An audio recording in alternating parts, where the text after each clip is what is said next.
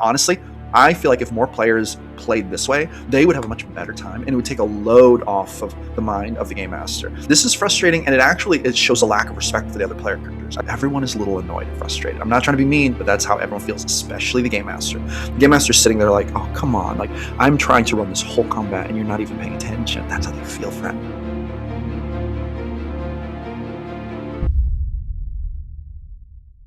Hello friends, welcome back to Gym Philosophy in the Morning. I'm the Gym Philosopher. Now this video is going to be a little bit different. Generally, the goal of this channel is to empower game masters to run better games, and that is still the goal. I'm going to tell you why this video fits into that here in just a minute. The title of this video is something like 7 ways to be a better D&D player, and that really actually means TTRPG player. Now, why am I making a video for players? This is actually kind of rare. I don't usually do this, but I am going to start making videos that also aim toward players, helping players understand the game better. And GMs, fun fact, if you have a player who needs to see this video, guess what? You can share it with them. So that's how we're helping game masters run better games, is because sometimes players need to know the best way to have the best game possible. So that's what we're going to talk about in this video. I have been running tabletop role-playing games for about 24 years at this point, and in that time, I have gamed with some incredible gamers who have led to games being epic, and I have gamed with some lame gamers who, honestly, I ended up not even wanting to game with anymore because they were so lame. And in this video, I've listed the top 7 things that make the difference. Now, outside of just being a good and decent human, these are the 7 greatest ways to be a better D&D player, literally starting today. If you do all 7 of these, your game master is probably going to love you and love having you in the session. And honestly, you're probably going to make the sessions way better and be a whole value just in yourself to the game. Because let's face it, the game master can only do so much. Without incredible players, honestly, the game can only be so good, because this is a group narrative intellectual art creation process. We all work together around the table to tell the story of the player characters. But guess what? If the players running those characters struggle in these 7 categories, friend, you're going to be running uphill. You're going to be trying to canoe up river without a paddle. You are going to be in dire trouble. So let's dive in and talk about these 7 steps to become a better D&D player starting today. Step number 1. Speak up and claim your space at the table. There are some players who, and I do understand this, and I understand that this is very hard, especially for the quieter people out there, but it can be very difficult for them to speak up and decide, claim, say when they want to do something. Personally, I'm going to tell you a little secret that I think a lot of GMs also would agree with me on. And GMs, leave me a comment. Let me know if you agree or disagree with this. But a lot of game masters would much rather have everyone jump in and talk at once, trying to, get the spotlight and wrestle for it. The GM may be like, whoa, okay, let's sort this out. But that they would so much rather have that problem than to have just crickets and silence. Because when there's crickets and silence, not only does it feel like nobody cares, but also you're just much less likely to get chosen to role play by the GM specifically if you don't jump in and claim your space. So feel free to use your voice, jump in, claim space at your table, and make sure that you get the role playing time you want. Your game master will thank you, and this is not rude. This is awesome. Second way to be a better D&D player: make the character story that you want evident, and feel free to push it forward on a consistent basis. Okay, your character is going to have a story. Now, you may be relying completely on the game master for what you want that story to be, or you may have ideas for what you want. And honestly, it'd be better if you know what you want. Like, in other words, when I'm playing my lawful evil Minotaur Bard, Grom Izak of the Blackhorns, in the game I play with Dungeons & 20's DM Ramos, when I'm playing that character, I know what I want him to do. He has some schemes. He has some plans. He loves to basically make business deals. He loves to work toward his big goal in life, which is to help all of the major kingdoms create a centralized gold currency. He's working on a paper that he plans to show all the world leaders when he gets prominent enough. He has these schemes that he wants to do, and I'm always working on forwarding those schemes. So I have plot arcs for my character that the GM may not even be on board with or know about, not because he's bad GM, but because he might be thinking about what's going on behind the GM screen, whereas I'm thinking of what does my character want to do. I would encourage you as a player to figure out what you want your character to do, and feel free to push those schemes, push those plans. For example, you might mention to the GM at the beginning of the session, hey, just to remind you, I was really my character is really going to go try to flirt at the tavern. I'm really wanting him to find a romantic interest. This is great, but feel free to push it 3, 4, 5 more times during the session. Keep saying, my character is just trying to get to the tavern. He wants to flirt, right? Because if you say it once, the GM has a lot going on. It may fall through the cracks, even if you have a great GM. If you say it twice, it's twice as likely to happen. If you say it 3 times, your GM will thank you because you'll be reminding them of what's important to you. See, the GM tries so hard to make everything work, but honestly, as a player, you have a lot of power to help the GM understand what you want for your character by just making it very obvious and evident and continuing to push it within the game. So feel free to push your agendas in the game.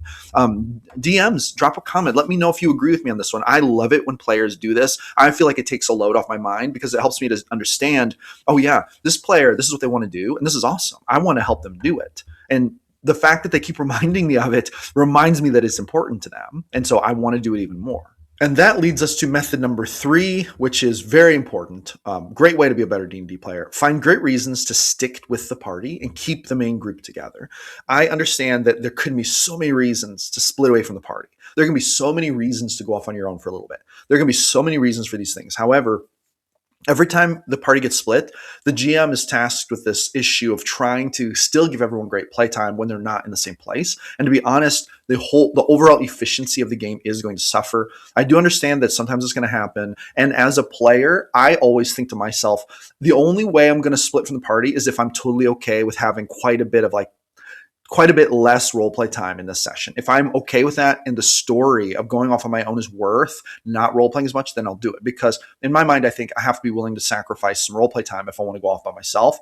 But generally speaking, it works better, and your GM will probably thank you if you find great reasons to stick with the party or to at least stick with parts of the party. Like one thing that I'll do is I will try, like every time my character would want to go a place, instead of just saying, I'm going to go off there alone, I try to sell to the whole group. I'm like, group, come with me. I want to go buy a military saddle. Would you guys accompany me on this mission?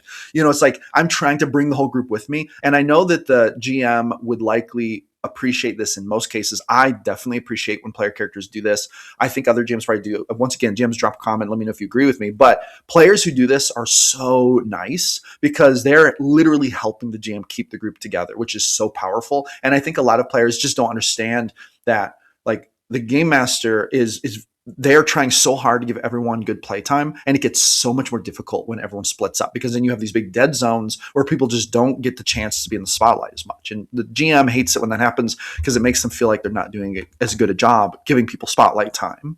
So anyway, tip number 3, find great reasons to stick with the party and keep the main group together, and you will be just a champion in your game master's eyes. Now, with that being said, the next 4 tips are super important. I actually was going to make this 5 tips, but this got stretched into 7 with these next 4 tips, which are so important because these are so crucial. I literally couldn't even leave one of them out. This is how important it is, how important your job is as a player to be awesome for your game master to help the game be better, friends. And if you do this, you're going to have game master. If you do these tips, you're going to have your game master wanting you at every single game they play. With that being said, I do want to share a couple pieces of news with you real quick before we dive into these last 4 tips. First of all, I want you to know that I run games on Start Playing Games.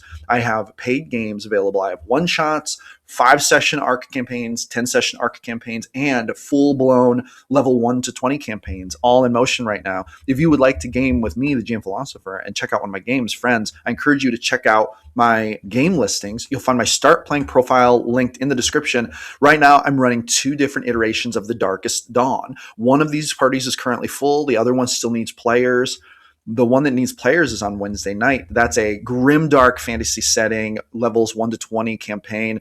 I have some one-shots scheduled. Escape the Time Rift, solve the mystery of the rift, or be lost to the infinite void of time and space forever. This is a fun kind of like, dungeon crawl mystery with timey-wimey nonsense and magic. Your characters basically have gotten pulled into this weird time rift with an asteroid that's falling apart. And you have to figure out why you're there and how to escape before your character's lost to space and time for good.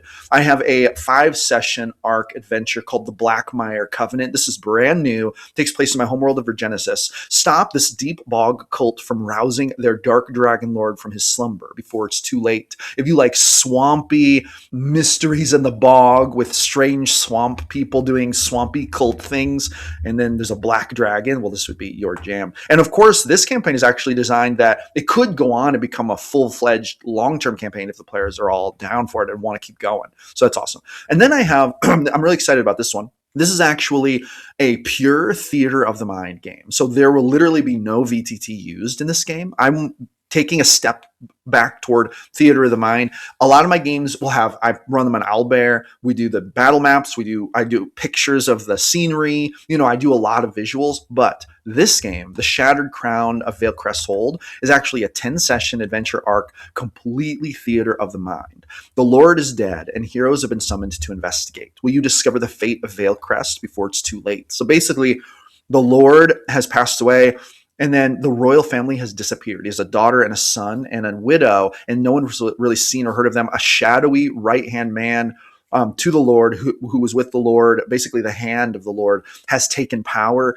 It kind of seems suspicious. And your characters were collected and sent by an organization to investigate and find out if there's something shady going on, and if the Lord's death was actually of natural causes, or if there might be more diabolical schemes at work. So it's going to be completely theater of the mind. So I just want to let you know that if you're interested in playing in one of my games, those are the games I have available right now. You can check on times, days, and whatnot on my Start Playing Games link down in the description. I'm very excited about this. I want to get more into running these games, and I'm super pumped. I think that there's a great opportunity here for players and game masters alike who might want to be a player to play in one of my games. And there's probably a game here to match everyone's schedule and time commitment needs. So I've been trying to design a more diverse array of games, so drop a comment, let me know what you think of that. And then let's continue on with the video. Method number 5 to be a better player at your D&D table. Create your own fun and take charge of your own in-game destiny. So I think that it's a great misconception that players rely on the game master to create their fun for them.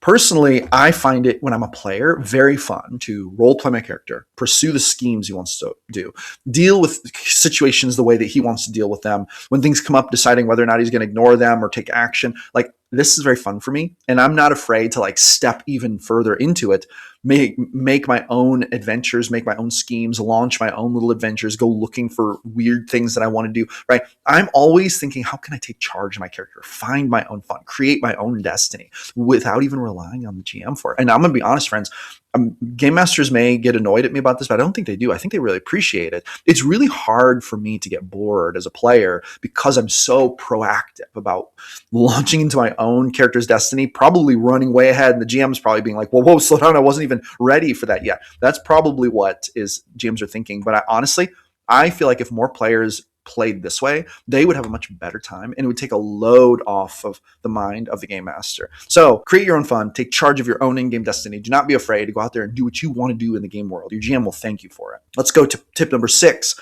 Know your character's class, abilities, and spells, and plan out combat moves ahead of time so that you can quickly and easily take your combat turns. Friends, there is nothing more troublesome to a game master than you get to a player's turn, and then they suddenly, you realize, and they realize, they have not been paying attention. They don't even know what's happening. They haven't even looked at their character sheet. They don't understand that spell they're maybe going to use. They don't even know if it's a good time to use it. They're reading up on their abilities. They're like, hold on, let me read about this for a minute. And then before you know it, it takes them 20 minutes to take a turn that could have taken 3 minutes. This is frustrating, and it shows a lack of respect for the other player characters. I really want to encourage you as a player to know your character sheet, know your abilities, know your spells, and everyone wants you to do this, but I'm going to be the one who's honest and tells you, if you are that player who doesn't pay attention when it gets around to you, everyone is a little annoyed and frustrated. I'm not trying to be mean, but that's how everyone feels, especially the game master.